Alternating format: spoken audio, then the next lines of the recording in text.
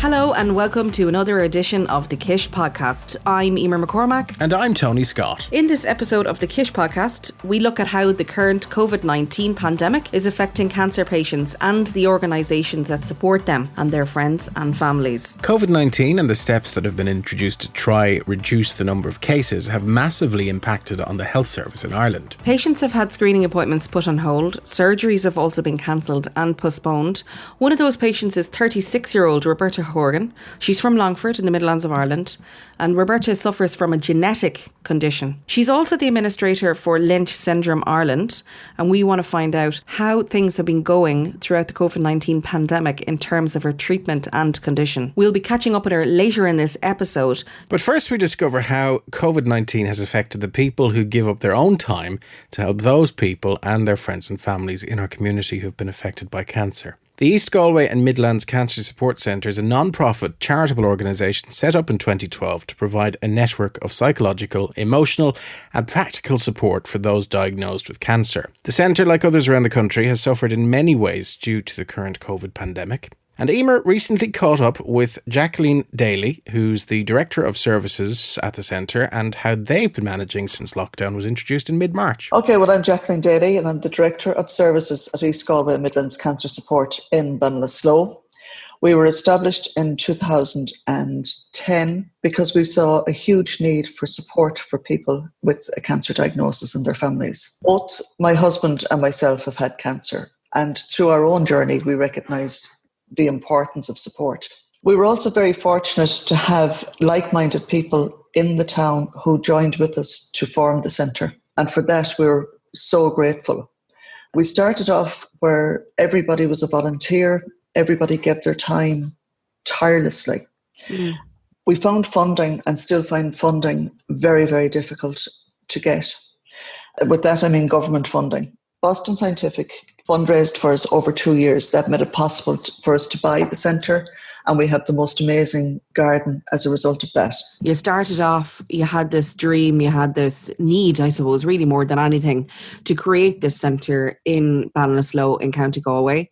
How did the house come about initially? And tell me its location and so on. Okay, we were just up the road from Portiumpta Hospital, so we're in Brackenham, Ballinasloe.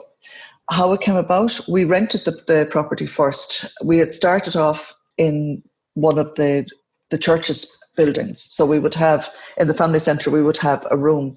And that could be hit and miss as to whether it was available or not. Quite often, some of the support groups would end up meeting in our own house. But then Adequate Leeson told us about this house that was for rent up the road. Went to have a look at it. And you know, when you walk in the door and you think, wow, this is just it. It was a bungalow house, wasn't it? Yes, a bungalow. It was a family home. We rented it for 2 years. And then, as I said, through the fundraising of Boston Scientific, we were lucky enough to purchase it. And we have, a fantastic facility. In the last 2 years, we've also extended so we've got more treatment rooms, counselling rooms. We have a gym.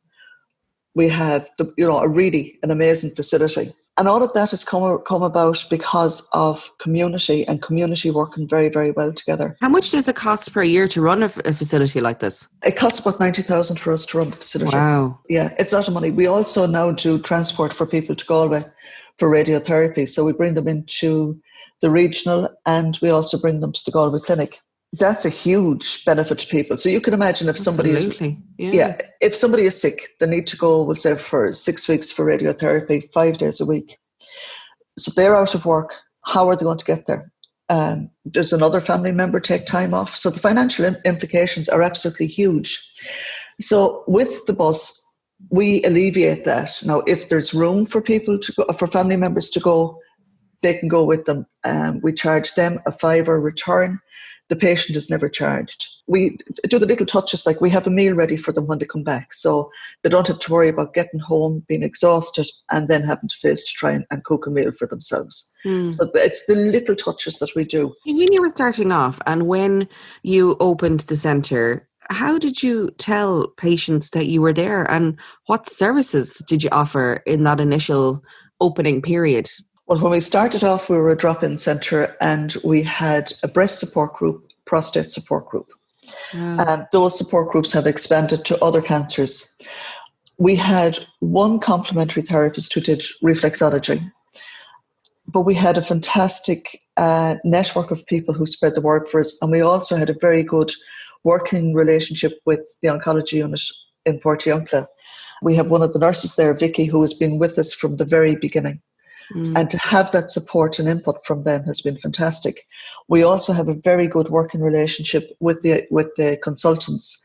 So they would refer people onto us. So it was with Portiuncula and the hospitals in Galway, consultants and nurses, endorsing what we were doing. At the beginning, or even now, people are dropping into the centre all of the time. How many people would you see, would the centre see within a given year? Well, per week we see about 200 to 220 people a week. Wow, that is phenomenal. In a small town of Ballinasloe. Now, I know you do cater for people outside of the Midlands as well. So where would the majority of those people be from? Would they be from County Galway or where? Well, we have people coming to us from Roscommon. We have people coming from Mullingar, Tullamore. We have a man who would travel down from Dublin to be part of the prostate support group once a month. We have people coming from North Tipperary, Westmeath. Like, the catchment area is huge. Remember, we work very closely with the hospital. So people coming in for their chemotherapy to Portiuncula are referred on to us. And that in itself is a huge catchment area. But why was there a need for the centre in the beginning, Jacqueline, and to this day? Is there not other societies out there or organisations that are meant to fill that role? Or what's the story there? Well, that's the belief that there are. We have, in particular, we say if we take the Irish Cancer Society, the funds within that organisation are huge. Now, there are some cancer support centres affiliated to them. We're not. We just found there was no benefit to us. What do you mean? What do you mean by that? There was no benefit to you? Well, we say in Ballinasloe, we fundraised over 2 years. We raised €150,000 with Relay for Life, and we really thought we were going to get support. We actually didn't.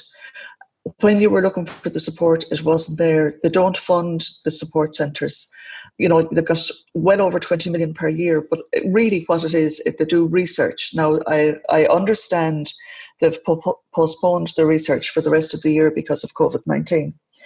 That money is not coming back to grassroots. The support that people need is on the ground. Yes, research is vital, but the day-to-day living of somebody with cancer cannot be ignored. The financial strain on them, the complete worry, all of that has to be considered.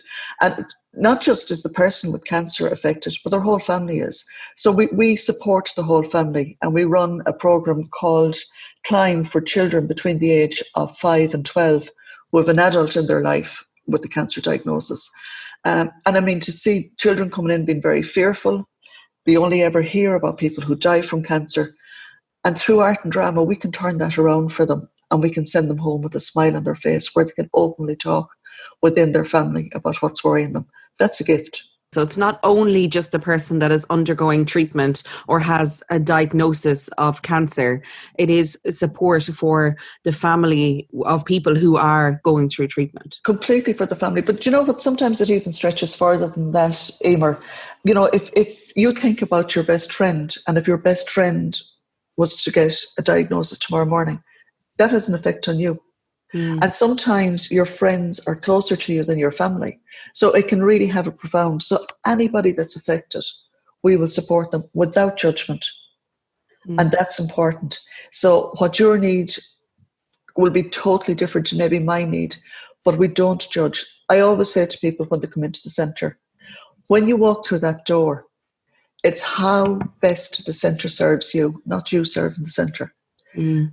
So, and you cannot judge anybody coming through the door.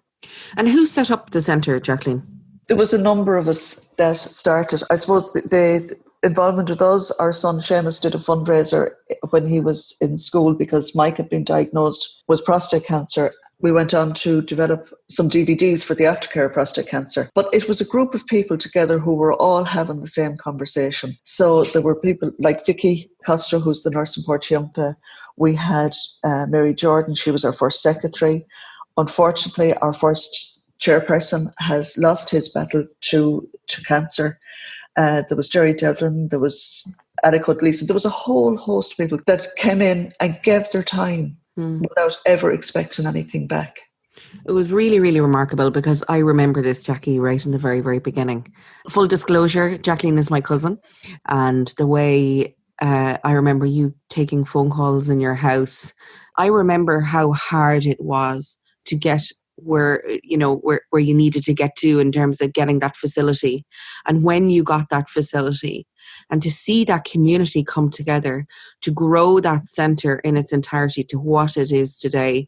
If you're listening to this and you are anywhere near Ballinasloe, or you could be driving on that motorway bypassing Ballinasloe, it is worth your time to take a little bit of a detour and to go up into Ballinasloe and have a look at the centre, because what you've done there, Jacqueline, yourself and all of your colleagues there and the community and everybody that has donated a euro to the centre is absolutely remarkable of where you are today. I mean, you've even got a vegetable patch out the garden and everything. So it's all about healing, isn't that right? Every bit of it is about healing. Even the garden is laid out in such a way that if somebody is having, and physical exercise is so important, that we have loads of benches around, so you don't have to walk too far, and you can sit and you can rest. So it's all at your pace so that you can heal in your way, fully supported by us. And the polytunnel is just fantastic. I mean, we feed people out of the polytunnel, but again, it's a complete different community that has come in and made that possible for us. And I have to say, there's not one bit of that centre is down to one person. It is 150% down to community and people working together. Is anybody paid in the centre now? For 9 years, nobody was paid. I now get a wage, but it took 9 years for me to get a wage. And the committee felt that I was putting in 50 to 60 hours a week, that it was only right that I should get a wage. And I have to give a nod to my husband for standing by me the whole way and paying the bills. But yes, I get a wage now. But there's no other wages apart from your own? On a day-to-day employee point of view? No, we have a part-time girl in the office now, Anna. So we're the only 2 employees. Wow, that's amazing. So no big fundraiser person who's on 80k or 90k per year fundraising for the centre? No, we don't do professional fundraising. Absolutely not.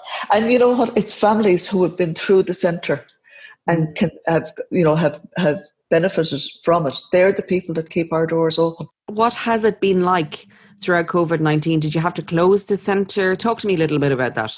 No, we certainly didn't close the centre. I suppose we were opened with a closed door. You can't start to support somebody and then pull the rug from under them. So transport kept going. We had to limit our numbers on the bus because we had to do social distancing as best we could. Unfortunately, that meant that family members couldn't go. It could only be the patient. We were open every day for people for counselling. We did it on the phone. We did it by Zoom. We did our support groups. We had gym classes on Facebook. We had nutrition classes on Facebook. Every possible way that we could keep supporting our people, we have done it. We have met people. Lucky enough, we've got the fabulous garden we do, and the weather has been so good. We've been able to sit in the garden. We've been able to talk to people. We've been able to ask them to bring in a cup. We've come down with the teapot, pour the tea for them. So the support has been there 100%. We were getting overwhelmed, we'll say, with the garden weeds, everybody's scourge. The rugby club came in took it in turns, did their social distancing. The Camogie Club come in. And all of these people have come in. We had Maura come in and she pruned all of the hedges that needed to be done. I mean, this is community at its best. It is. It's absolutely remarkable, Jacqueline. And, I suppose for anybody listening out there that is going through cancer treatment or maybe has had a diagnosis or maybe affected because it's a family member or a best friend, like you mentioned, are you happy enough to speak to anybody from all over the country? Oh, well, cancer doesn't give two continents, it's about geography. So it doesn't matter where you're from. And actually on that geography, we have every denomination, we don't care as cancer doesn't care. So we have people from the Congo. We have fantastic Muslim community that are involved with us.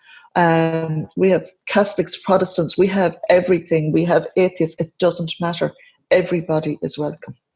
So what's the future for the centre now? What's your hopes and dreams for the centre? What we would love to do is have some sheds at the back of the premises, and would love to be able to renovate them. Would love to have 3 bedrooms, because we've had people who have been up all night in the hospital, been exhausted, come up in the morning for a cup of tea. I've put them on one of the treatment beds to rest, because there's no way you could put them on a bus or put them in a car. So would love to have 3 bedrooms where people could come, rest, family members take it in turn. Again, every day we're improving, every day we're listening to people's needs. I cannot thank all of our therapists, all of our counsellors enough, because without them, our volunteers, the people who make dinner, the people who sweep the step outside, who come in and clean up, every single person is important. You know, with everybody working together. And I cannot stress that enough. Without all of these people, we're nothing. And even when I was on the phone to you the other evening and somebody came up and was knocking on the window, and you don't mind that at all. Cancer doesn't go to sleep either. To give full support, you cannot be 9 to 5. You cannot be Monday to Friday. Support doesn't stop. And I have felt very strongly about that from the first day we started. When people have a need, you can imagine somebody at home on their own at the weekend, nobody around them, especially now in the times that we're in. They're lonely, they're isolated. Quite often, just 5 minutes of another person talking to them to say, I'm here, I listen to you. That can be so powerful for somebody in need. You spoke about the grassroots level, Jacqueline. Why isn't it that you don't get government funding? What is the situation there? I mean, you guys are on the front line in Ballinasloe, in Galway, you know, in Connacht, in Ireland. Why aren't you funded for what you do? Because it's remarkable. Why is it down to community activism in order to fund the centre? Okay, how long have you got? I feel very strongly, without the volunteer sector in Ireland, so many things would just grind to a halt. Government really needs to come back to grassroots, see exactly what we're doing. The whole world does not revolve around Dublin. There's every corner of Ireland, there's a need. And we need to support community, because without community, our country will die. Without the volunteer sector, you take social services in every little town and village in Ireland, Meals on Wheels. These are all volunteers that are keeping this alive. So any of those in your ivory towers in Dublin, come down here and see what we are doing, not just in Ballinasloe, but right across the country. And community has to be supported, because without it, like, we don't have it. The biggest thing we're seeing with COVID-19 right now is the lack of investment in our health system, the lack of investment in our education system. So now we have the fat people getting fatter. So we have private hospitals that are come to a standstill. People are getting very rich out of that, but the people on the ground who are waiting to get in for a diagnosis are left sitting there. The other thing is well worth noticing as well is that we have a one-tier system and it's working. But what lessons have we learned? Suppose we have another crisis, another pandemic later on this year or in the middle of next year. Are we prepared? And are we going to support community that's actually doing it? Are we going to support our nurses and doctors, our paramedics? Like, these are the questions that need to be asked. And we need answers. I know in my heart of hearts how hard it has been for you guys as volunteers to create this magnificent centre. And, you know, this goes beyond even what you're doing. Like what you mentioned there, it is all about volunteerism and throughout the country in various different facets of society. I strongly do believe that, you know, people need to come back to grassroots. If you were starting a campaign, be it a marketing campaign, be it whatever it is, you always start at the grassroots. And I think we forget about that at national level. Who's the people that are doing the doing? There is no bureaucracy, I'm sure, in your centre. You just get on with it. The people who are volunteering in your centre are just getting on with it? Why can't we have more getting on with it throughout the country? I don't know, but we'd have a much better country if we did. There is not one person in our centre who is more important than the next. And that's the way it needs to be. Even the volunteers, to see the way, if it's only somebody in the house has a cold or whatever, the love, the care, the compassion that people have for each other is just, it just makes my soul sing. And I am so blessed and lucky. I see it every day. So there's no reason, like, it's not just our centre, as I said earlier, it's volunteerism right across the country. But those in their ivory towers need to come back down and actually stop fighting for their power, stop trying to feather their own nest, and actually see what's actually happening on the ground. And you're involved in Europe as well on various different things. Tell me a little bit about that. I was elected last year to the board of ECPC, the European Cancer Patient Coalition. So I'm the secretary of the board. And last year I got to do and meet some amazing people. I even got a trip to Moscow, which was just amazing. Now, this is a volunteer position as well. I don't get paid for it. But what we're trying to do in Europe, and we would work a lot in the European Parliament, we're trying to make cancer treatment right across Europe even. You know, you shouldn't have to live in a particular country to get the best medicines. We all deserve that. We're working on a campaign at the minute. It's called The Right to Be Forgotten. There's lots of places where if you have a cancer diagnosis, it will follow you for life. So that's going to hamper you for a mortgage. It'll hamper you for loans. It could hamper you for work. Interestingly enough, if you went into, if you have a criminal record, it's gone after 10 years, but your cancer diagnosis follows you for life. So that needs to be changed. We do a lot of campaigns right across Europe, trying to make everything even for people. Even in research, we truly believe the patient's voice needs to be heard in that. So our motto is nothing about us without us. Cancer patients need to be involved right across the board. It's also a great way if people need extra, information about something that may not be available in Ireland, that we have experts that we can pull on and ask information and pass it back. Information is power, basically. And what do you think the future is going to be for cancer care services in Ireland, and maybe the future of cancer treatment? Have you any idea or any thoughts on this? It's evolving all of the time. A few years ago, if you had malignant melanoma, it didn't react to chemotherapy. Now with the immunotherapy, that has completely changed. They're also saying biomarking is going to change. There's a lot of exciting things happening, but we need investment. Now, this year in the EU, there is huge investment for health right across the EU. So we'll be working very closely to make sure that cancer gets its share of that as well. I'm also involved on a group with HPV, hoping that by 2030, cancers associated with the HPV virus will be eradicated. If we look at what has been done with vaccines with polio, this is a possibility. So that's very exciting. And I also do a lot of work with prostate cancer and trying to I would be passionate about men's health, getting men's voices heard. We're all important. Everybody needs to be looked after. Jacqueline, you're doing an amazing job in rural Ireland, in East Galway, and indeed in the Midlands there. Your centre is remarkable. Your team of volunteers are just out of this world. The transformation that I've seen is just unbelievable. You've got something amazing going on there, and fair play to all of the local community that came on board in the initial sense to create the centre.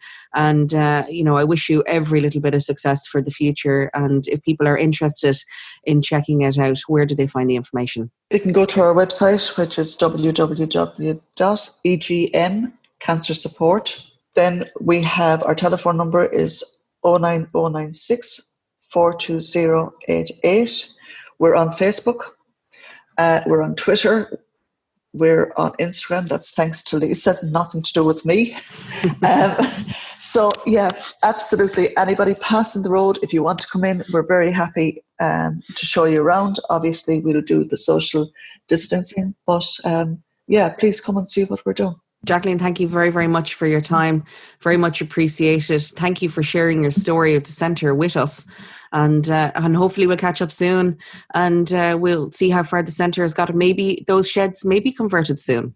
Thanks again, Emer. Thanks for the opportunity. Not at all. Thank you very much. Have you got a history of cancer within your own family? Have you been affected by a family member perhaps finding out the shocking news that they have some form of cancer? Well, your family could be affected by the most common genetic mutation of cancer in the world. 1 in 128 people carry the Lynch syndrome, and less than 5% of those people actually know it. I didn't even know what Lynch syndrome was myself. And that's the reason why I asked Roberta to tell me a little bit more about it. Roberta Horgan is from Longford and works with Lynch Syndrome Ireland. Roberta was diagnosed with serrated polyposis syndrome, which causes mutations of polyps within her colon. At first, her medical team thought that she may be a carrier of the very common but not so well known Lynch syndrome gene. Roberta has to have her polyps harvested every 12 months, and due to the current COVID-19, some of her appointments have been put on hold, like thousands of other people who have been affected across the country. We caught up with this very positive person and wanted to find out, who is Roberta Horgan? I'm a mother. I'm 36 years of age. I'm administrator for Lynch Syndrome Ireland, and I'm a serrated polyposis syndrome patient. I'm involved in patient advocacy, and I'm in the high-risk cancer patient group. And I'm here to give you my take on handling it all during this COVID pandemic. What is your current situation now in terms of your own screening? How often do you have to go for checkups of the genetics within your family and making sure they're keeping an eye on those polyps that you're growing? At the moment, every 12 months, I go for colonoscopy, and they will remove multiple. I seem to be a champion at growing quite large ones quite quick. It's become actually a bit of a competition between me and my twin sister. How many did you have? Oh, I had this many, And so I get a colonoscopy every 12 months. My last one was January of this year, and they found 6 new ones that had grown in the previous 12 months. One of them was extremely large and couldn't be taken out with a simple smear like they usually do. Had to take it out in pieces, but unfortunately they couldn't get it all at the time. So guidelines for somebody in my situation state colonoscopy follow-up to remove the rest to avoid cancer developing is 3 to 6 months. And I'm at the 6-month mark. And I was informed. They just multiply. I just grow them all the time, all over my colon. Yeah, they're having quite a party in there. Even as we speak, they are growing. I love your attitude for someone who's going through this. You'd imagine most people would be down in the dumps and they'd be like feeling miserable. You seem to have such a positive attitude about it all. Growing up, cancer and illness was such a normal thing in our family. But when I got older and was able to realise the emotional impact, I think when you're younger, you're kind of sheltered a lot from the emotional impact of the devastation around you. And when you get older and you're brought more into the circle, you're more privy to the intimate side of cancer and illness. When you get a diagnosis, to be honest, like I said, it really was like winning the lotto. It was like, oh my God, now I have been given this incredible opportunity to stand up and take hold of my health. Take charge, take ownership for what's happening to me. I'm not going to be a bystander. I'm not going to sit at home and live in fear of, mortality hanging over my head. I'm going to realize nothing has changed. This existed in my family. I was born with this. Finding out and bringing it to light has just provided me with the tools to stay healthier for longer and to protect the people I care about. Mm. And there are so many families like mine that have been devastated, generations been devastated. I mean, like mothers and children sick at the same time, sisters and brothers.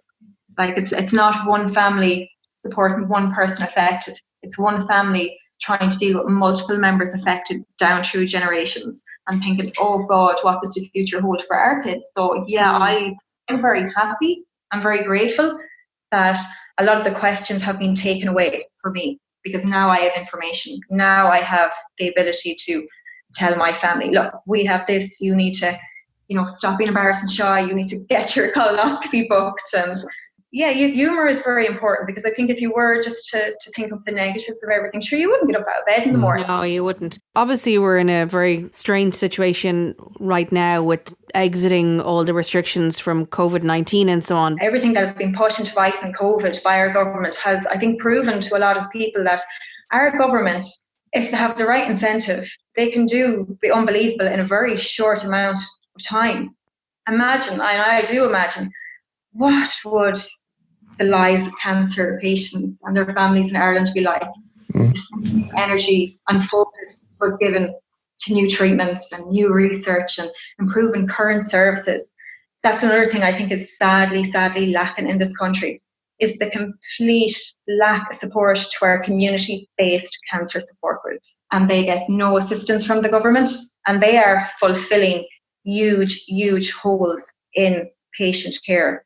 And they have been for a long time. Is there a risk that anything could spread to any other areas of your body with what you have? We don't know. There is ongoing research studies at the moment, one of which I'm involved in the University of Melbourne in Australia, to have a better understanding of the clinical presentation of serrated polyposis syndrome. Is it just colon? Are other areas of the body involved? There are some studies suggesting pancreatic cancer could be involved, and then other studies will discount it. I think genetics, it's a very vast field. It's very complex, and what you think you know one day mightn't be the case the following week. It's advancing all the time, and they're learning more and more about this condition. Like I said, it's a relatively new condition. And the same with Lynch, even though it's known about a lot longer, they've achieved more probably in the last 10, 15 years than they have in the whole 40 years before that. It's just technology is finally getting us there. I do feel that as research continues and more time and investment goes into it, that there will be other cancers linked. I receive gynecological screening because of my family cancer history of ovarian cancer, because they can't tell whether I'm at higher risk or not. And I have a few little growths on my thyroid and behind it at the moment that they keep an eye on every 6 months with ultrasounds to make sure that there's no risk of papillary thyroid cancer there. And so, yeah, it's very much we're learning as we go. And I think that's another thing I really want to stress, the patient's role in this. We as patients, I think, have a vital role to play when it comes to contributing to cancer research. You'd be surprised what you can do as a patient. Even using your voice, speaking up about your experiences can mean the world of difference for other people in your situation. Being willing to engage with doctors and researchers to give them insight from a lived experience of living with certain conditions. I do tell every consultant that I'm with, anything you want from me, any bits and pieces that you have, send them wherever you want. I'll sign whatever you need. I'm aware, like the research studies that I'm involved in at the moment, they will be of no benefit to me. And it won't change my diagnosis, it won't change my screening or my outcome. But I'm hoping that one day it will help my kids or my grandkids, or will help other families. And every treatment that is available to patients now, every person hooked up to immunotherapy, to chemotherapy, that's having radiotherapy, that's all possible because of patients getting involved in research and donating samples for research 30, 40 years ago. It's very easy to become complacent as a patient, and that's actually not the case. I think it's really helped me cope managing my medical conditions the last few years, is to understand what's happening to me, to get involved, to play a role, to help bring about change. We can all give out about the things that we're not happy with, the things that are not available to us, but it's not really going to change unless we stand up and say it where it counts. At the moment, we are in a situation where cancer screenings were all halted due to COVID-19. Now, I note today, with the day of this recording, that Simon Harris is hoping to have those services starting. Is hoping to have the cancer care screening back in July. Well, first and foremost, I woke up today to the news from my GA that my previously cancelled follow-up colonoscopy to get the rest of this large nasty and whatever else has grown in the meantime is now going to go ahead on the 8th of July. I'm first in that morning. I cried. I have not cried throughout my entire health journey, not even with getting everything poked and the worst news. And but I imagine there were tears of relief. Tears of relief, it absolutely was. Because the impact the reduction of services have had on my mental health shocked me. I've always been very positive, and when that screening was taken away from me, my mind definitely visited that area for the first time. And because it was the unknown. You didn't know, like, I'll have no answers. That's it. It was just being told that this safety net that I rely on for my physical and mental well-being was just pulled out from under me with no idea of if it was ever going to be replaced and when it was going to be replaced, how was it going to be replaced. And it's great. Things are reopening. I was smiling all morning thinking of people around the country getting similar news to me this morning that, appointments were happening again. And then at the same time, it is a double-edged sword because I'm thinking, well, now that things are reopening, how is catch-up being achieved?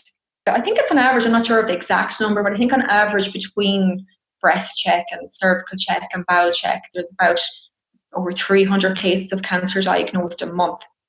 A month? A month.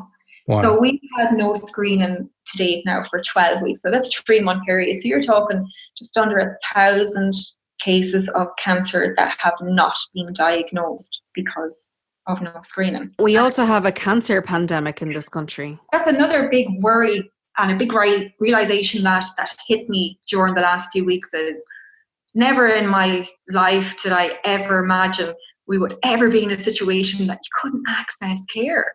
This is not the last we've seen of COVID. This could be a seasonal thing. This could pop up every couple of years. This might never truly fully go away. This could go away and not be seen again for 10 years. Nobody knows. They don't have that data yet. This is a new virus. We're learning as we go. So in every likelihood, we could be in the situation again. And I'm worried, is the COVID pandemic going to cause another cancer pandemic for 6 months of the year, every year? What safeguarding is being looked at? What safeguarding is going to be put in place should we find ourselves in the middle of a pandemic again, a COVID pandemic, that there's not going to be 180,000. I think that's how many people are affected by cancer in Ireland on any one given day. Is that amount of people just going to be swept aside, every year, every COVID season if it ends up like that? We also need to take into consideration as well is that cancer screening and all of those things is just one area of health. There are other areas of health. There is potential people out there with heart issues. There's going to be an absolute avalanche in terms of work for the system to get things back up and running. And even prior to this, it was under-resourced. So what is it going to look post-COVID? We all agree that the management of COVID-19 in the country was actually done quite well. But at the same time, who thought about the cancer patients, because surely to God they could have kept screening going in some way. That's it. I have the utmost respect and admiration for the government and our healthcare community on how they have approached and dealt with this pandemic. I can't imagine the responsibility and the worries that were on everyone's shoulders that were in a position to make decisions, because you're making decisions on an area that you've no experience in. We're learning as we go, and I think our government and our healthcare system done an amazing job tackling COVID. It's just sad that the same effort wasn't put into managing the care and safety of people with conditions out from COVID during this crisis. Roberta, where were all of the cancer charities? Where was the Irish Cancer Society? I never once heard them coming out in national media saying we need to fix this issue with screening. Where were they? That hasn't gone unnoticed in the cancer community. I've spoken to a number of different patient support groups and peer-to-peer groups, and everyone is kind of feeling a little bit let down in that regard. We're like, you turn on the 6 o'clock news or the 9 o'clock news on the TV, or you turn on the radio, and you will hear issues such as the vets, the schools reopening, the hairdressers, everything. There has been nothing in mainstream news about the impact really on cancer patients coming from the point of view of a cancer charity, because at the end of the day, are they not there to be the voice of the patient community? Are they not there to make sure that we are not forgotten about, that we get the care that we need at all times, and not just during a pandemic, but God, if it was ever more needed and more relevant in the middle of a pandemic when everyone is in uncertainty.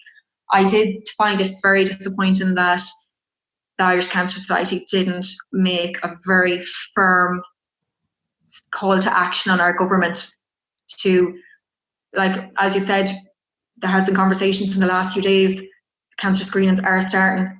As far as I'm concerned, it's great, but it's very late in the day. I think these conversations should have been started in the first week or two once COVID felt itself known in our country. Do you think that the likes of the Irish Cancer Society, who, they deal with cancer, that's what they do. They raise money for it and they help people with it. So they obviously know a lot about cancer.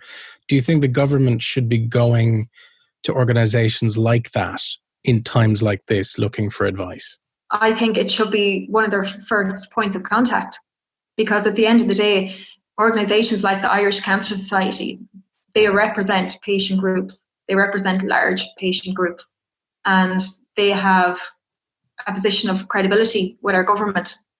And I think they have a strong platform from which to speak and which to give our views and, our kind of demands, I suppose, in a way such like of, how has this been allowed to happen? What are you going to do about it? And what can you do to make sure we are not in this situation again? At the end of the day, we are starting back cancer screening services, but we're starting back at a reduced capacity, and we're starting back from a bad place. We were already in a bad place before that, regards how much funding was being put into things, how accessible things were. We were never where we needed to be. And I feel like we've just taken a huge, huge step backwards. Waiting lists that were already long are going to be much, much longer now. People that were already waiting a long amount of time are going to wait a further amount of time. And in that time, people are going to get sicker and some people will die. I've spoken to doctors that have said, that they're so upset as well, because any chronic condition, be it cancer or an autoimmune disease or a heart problem, you're very much on the same journey with your medical team. They're on that journey with you. They get to know you. That they see you a lot throughout the year, over a number of years, and you build up a friendship and a relationship. And you're not just a statistic to them. The worry I felt for me, wondering, am I going to get sick while waiting on screening? I then think, imagine being a consultant or a doctor or a nurse and having that concern for so many people that are under your care. And I'm sure some of them were thinking, had to cross their mind, like people they have grown very fond of, that they've helped get through the worst of days. They mightn't see them again because of this mishandling, because of the lack of screening. There's some people that are going to lose their lives that wouldn't have otherwise. And I think that's very hard when I think of the medical community, the work, the sacrifices they make to try and keep people healthy and give people more time and a better quality of life. And it's literally like, for a lot of them, that's going to now be in vain, all that effort, all that work.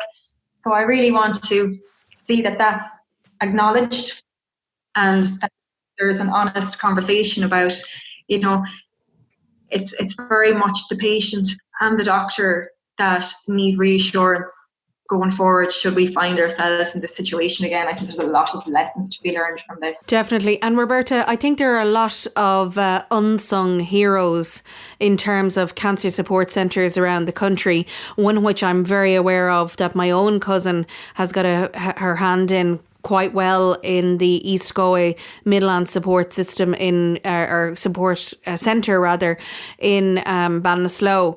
I mean, they have done fantastic things and they don't get one red cent from the Irish Cancer Society or from government, and yet they had people throughout COVID-19 knocking on their windows, looking for help and wanting information on where they can go for help. That is a disgrace. Oh, they're literally expected to, do miracles with so little resources. I know firsthand the support that can be got from community groups. I've seen friends and family avail of the services, and they also, it's not just the patient themselves that they support, it's their families, because I think cancer needs to be looked at as a family diagnosis. Yeah, one person in the family might have it, but it absolutely has a ripple effect on everybody around them. And when you receive a cancer diagnosis, you are very much given help with the practical side of things, the medical side of things. You're told what surgery and what treatments you're going to need. But regards how you cope with that mentally, and how you cope mentally and physically with the after effects of cancer treatment, which can be far worse than the initial treatment itself. People are left with quite severe problems for years, some of them for the rest of their lives. People need access to help, for mental support, for practical help. And none of that is supplied. There's no proper gateway upon diagnosis to gain that support. And that is where the community cancer groups come in. They are literally providing a huge range of really, really badly needed services for cancer patients, their communities and their families. And they're doing it with absolutely no funding from government and from the larger Irish cancer charities. And I just find that absolutely ridiculous, to be honest, because if you're expecting someone to take over an area or multiple areas of care and services for cancer patients that is not being provided, well, then you damn well have to give them the resources they need to provide it. Something that completely boils my blood is when governments waste money, when you've got organisations that are helping patients that need money. And you have to question these people that go into the Dáil, who claim that they're going in to help their constituents. Yet you have certain ministers taking home well over 100 grand in salaries. They're thinking the best they can do is every Thursday or whatever go out and applaud the HSE, when I think the government wastes a lot of money. Yeah, I absolutely could not agree with you more there. Just one example, that voting machine. How many million did it cost? And they couldn't fit it in the door. And I'm thinking, what that money could have done. The printer, you mean, yeah? Yeah, the printer, that's it. I remember thinking, like, it was an astronomical amount of money. And it was wasted because it was never used. And I'm thinking, like, imagine what could have been done for people in the community if that money had been given to the likes of East Galway and Midlands Cancer Support Group. Yeah, there's an absolute serious mismanagement of funds in this country. This is probably a good time, now that things are starting to reopen. I don't want to see it reopen to catch up, to go back to where it was, because where it was wasn't great. We can't go back there. Right. No, we need to use this as an opportunity, like, to build it into something better, to build it into something that actually works to serve the needs of the patients and the healthcare community. You've seen it on the news over the last couple of days as Ireland kind of reopens. There was one particular shot I was sent an image video of today of the queues going into Pennies. I think it was in Cork. For someone like you, who I presume you were cocooning, given that you've got health conditions, and for them to just go out in their droves to possibly reignite the pandemic again. Yeah, I think it's incredibly selfish behaviour, and I think they're placing a group of people in a harder spot. I think what these people don't realise is this is not just about COVID itself when they're being asked to stay at home, because at the end of the day, the COVID numbers directly impact the care of every other health issue in this country. So when I'm looking at these people queuing, I'm like, you know what? Only you realised as you're standing there queuing, and if you're all the cause of another cluster of cases, it means that going forward we'll go backwards. Things that are starting to reopen will be very quickly shut down again. So yeah, these people that are standing queuing for their multi-packs of socks and whatever else it is that they probably don't even need. Yeah, they're going in there for they're not going to die from not being able to access pennies. Other people will very much die from not being able to access services that could be shut for longer if people don't cop onto themselves. Before we finish up, I want you to tell me more about the organisation that is Lynch Syndrome Ireland. It was first believed that's what I had, like my family, that we had Lynch syndrome. And I'd never heard of the term before. And I was like, oh, bad news doesn't bother me. Bad news I don't understand. On the other hand, doesn't sit well with me. And I'm a bit of a bookworm, so I straight away started researching it. And I came across Lynch Syndrome Ireland, and I couldn't believe there was a group of people in this country that had this condition. So I joined and was made feel extremely welcome. I couldn't get over the amount of knowledge they had.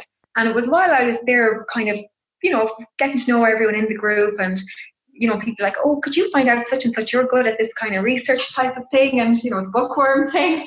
So I was loving it. And then the founder, Pat Batty, like he said, he was finding it very hard to get help to try and expand Lynch syndrome Ireland, because we're the only body in the country representing people with this condition. So it's kind of like so important we raise awareness, that we raise the profile of Lynch syndrome, not just amongst the public, but amongst the medical community. You'd be shocked at the amount of doctors that have never heard of it before either. There is so many people I know with Lynch syndrome now, they're like, my GP has no idea what it is. I've been to such and such a consultant, they've never heard of it. So yeah, it was an absolute godsend to find this group to get proper information. And then when Pat asked me if I'd be interested in coming on board to try and help promote it and create a bit of noise around it, at first I was terrified because I've never done like public speaking. I'm I know you wouldn't think it, but I am actually quite a shy person. But I realised, I was one of the lucky ones. I had a diagnosis. I had help. I had an idea what was happening. And I couldn't help thinking about the amount of people out there with Lynch syndrome in this country that didn't know they had it. And that's one thing that terrified me about Lynch when I learned a bit about it through Lynch syndrome Ireland, is that it is the most common genetic mutation for cancer in the world. And no one has heard of it. The figures coming in from the latest research is 1 in every 128 people carry Lynch syndrome. And the scariest part is less than 5% of those know it. So 95% of people with Lynch syndrome, with high risk of cancers that can be managed and prevented through screening, are not having that opportunity because they don't know they have it. These families know they've an issue with cancer. When I realised this, then I didn't have to really think too much about it, about getting on board, getting involved, shouting about Lynch syndrome to the rooftops, because I just found it very hard to accept that something so common has such a poor profile, especially when you consider what it is. It has power to devastate generations of families. And I was just thinking, it's so sad. There's so many people out there that have this, that have no idea they have this. And because of that, they're going to lose loved ones. So I think it's in everyone's best interest to start talking about Lynch syndrome and bowel cancer. And the majority of Lynch syndrome patients are picked up through our national screening programme. Unfortunately, too many of them are picked up because they've already developed a cancer. Wouldn't it be great if we had a way to find these people and get them before they developed a cancer? So if you're one of these people and you're sitting at home and, as screening reopens and just say you're over 50, I think it's 50 or 55 in this country for bowel check, if you get that letter inviting you through the door, please do not die of embarrassment. Accept the invitation. My aunt actually did the standard screening that comes in once you're over the age of 60. It actually got picked up. There is no history per se in our family of bowel cancer. And it actually got picked up as a result of that screening program, which is a very simple program. Don't be embarrassed for anybody out there, male and female. Just get your sample back and send it in. And, just it's better to know than not to know. Absolutely. The only bad test is the one that never gets done. Everyone puts so much emphasis on the cure for cancer. Curing cancer and getting a handle on cancer is not just about one single cure. There's no such thing. Cancer is many, many diseases, and it presents in many, many different ways. Prevention is a huge part in the fight against cancer, and that's where our screening services come in. There is a lot of cases of people with Lynch syndrome that never had a family history. Lynch syndrome is genetic, as in you're born with it. It doesn't skip a generation, but it's very important to note, not everybody with Lynch syndrome will develop a cancer. Some people carry the mutation their whole lives and they never develop a cancer. So in smaller families, it can appear that no one had cancer in the generation before. There's no family history of Lynch syndrome. If someone listening, if they've had like a light bulb moment and they're thinking, okay, there might be something in my family, if they want to get in touch with Lynch syndrome Ireland, how do they do it? Okay, first I will start by saying how you could recognise Lynch in your family. We call it the 3-2-1. 3 family members that have had a Lynch-associated cancer. That could be bowel cancer, endometrial cancer, and then to a lesser extent, It can be ovarian, pancreas, prostate, bladder, and kidney, and certain types of skin cancer. So if you've had 3 family members with those kinds of cancers, and 2 of them are first degree relatives, so say like a mother and a son or a brother and a sister. So that's the 3-2. So and it has to cover at least 2 generations of your family. And then one person under the age of 50, because that's not the usual age to be diagnosed with them types of cancers. Mm-hmm. Now it does happen, and unfortunately it's becoming a more increasing thing that we're seeing all the time, is people being diagnosed with cancers much younger. And so if you notice that you've you have a few cases of bowel cancer or stomach cancer or endometrial cancer in your family, if you've more than one family member affected and if it's over more than one generation, then Lynch syndrome is a possibility. You can discuss it with your GP, and if you want to find out more, Lynch Syndrome Ireland have an open page on Facebook, and it's full of great information and resources and information about Lynch syndrome and where to go for advice on Lynch syndrome and about the management and screening options for Lynch syndrome. And then we also have a private patient support group where you can get one-on-one peer support. It's a great place. It's everything from learning about your individual mutation to tips for getting through colonoscopy prep. And you can, very important. I have learned a lot. Straws are a godsend. And you can also find us on Twitter. We have a Twitter page, and we could be contacted directly at lynchsyndromeIreland@gmail.com. And you will get through to either myself, Pat, or Derval. And, there's always some of us watching somewhere. So, even if you don't think you have Lynch syndrome, even if you just want to learn more about it, hop on to one of our platforms and we'd be delighted to engage. Roberta, you're a shining light for anybody who's got any sort of ailment, be it very serious or not so serious. I mean, your positive attitude is infectious. On behalf of me and Emer, who's having very difficult internet issues, we want to thank you for joining us on the Kish Podcast today. Thanks so much for having me. It's my first ever podcast, and I'm really glad that it's this one and the topic that we're discussing. So I'm really, really grateful that you gave me this platform, because sometimes it's hard to get your voice out there and it's very important. So thank you. I really appreciate it. Many thanks to Roberta for sharing her personal story. Cancer is a very personal thing to each individual, and each cancers are different. If you've been affected in any type of way as a result of this interview today, please reach out and talk to somebody. Chat with maybe Jacqueline in the East Galway Midlands Cancer Support Centre and ask for help. That's what they're there for. And as you can tell by the friendly nature of these 2 remarkable people here today, that they're very open to you contacting them. And even my 14, 15 years living in the sunny southeast in Wexford, there was there still is a support centre called Hope Cancer Support Centre. They're based in Enniscorthy, but they help people all around the southeast, and they do incredible work as well, like Jacqueline's organisation in Ballinasloe. What they're doing is absolutely remarkable, to start from nothing and to create this absolutely hub of activity is fantastic. And so much hard work goes into it.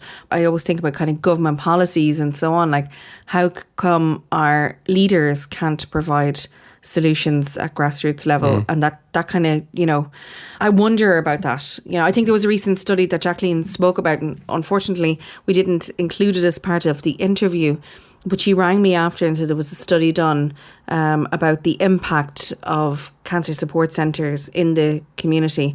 So maybe in the future we could have Jacqueline back on again to talk about that. Very, very interesting, both Jacqueline and Roberta. Definitely. And I question, what exactly are the government doing? As Roberta mentioned, that this printer, now I'm not big on what exactly happened there. Some sort of printer that wouldn't fit into the doll? Yeah, so they bought this new super duper printer for printing out whatever they print out in Dáil Éireann, and some absolute genius ordered it and didn't realise the sheer size of it, and they needed to get extra supports put in the flooring in order to support the printer. What? And also it wouldn't fit into the room, so therefore they had to do up the room in order to get the printer in, and it costs like a crazy amount of money. But it's who is in charge of that procurement deal?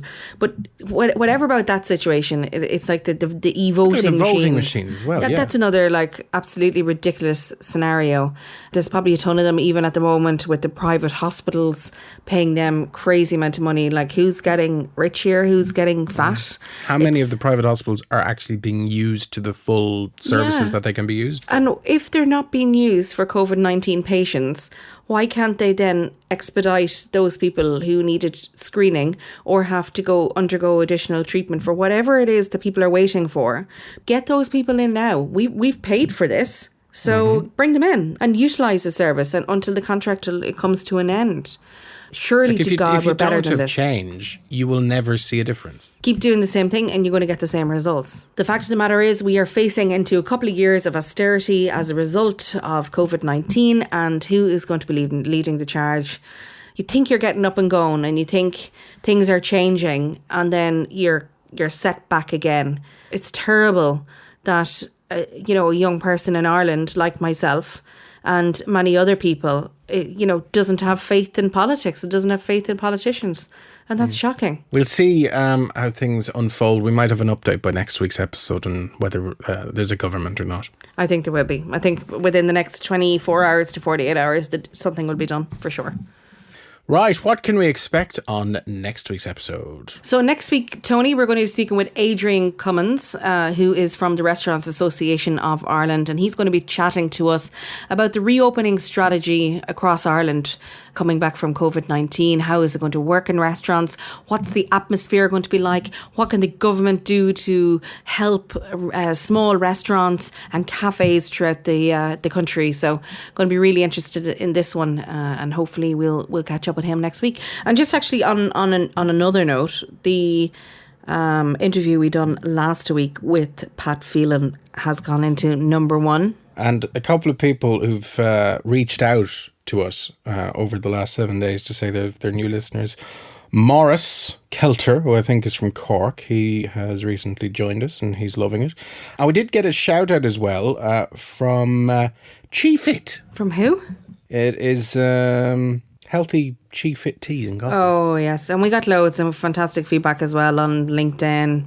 Pat had it up, and look, we've had phenomenal feedback personally on Twitter as well. Johnny Walker got in contact with me this afternoon, but I've probably had, I don't know, maybe 20 or 30 people kind of reach out to me personally on Twitter to say that they've listened to the show and they really enjoyed it. So thank you for giving us feedback and reaching out to us and popping us a message to say that you're enjoying the podcast. It's really good because we know, obviously we can see the statistics and know how many people are listening to us, but it is nice to have that human little message to know who are actually the people behind the numbers. So again, thank you very, very much. And you can find us on Facebook as always, the Kish Podcast, KISH. And big shout out as well to our listeners outside of Ireland, in the UK, New Zealand, Australia, and the United States of America. And wherever else. And further afield. So hello to all of you, and thank you for tuning in to the Kish Podcast. So from me, Tony Skell. And from me, Emer McCormack. Goodbye to you. Slán. We love you all.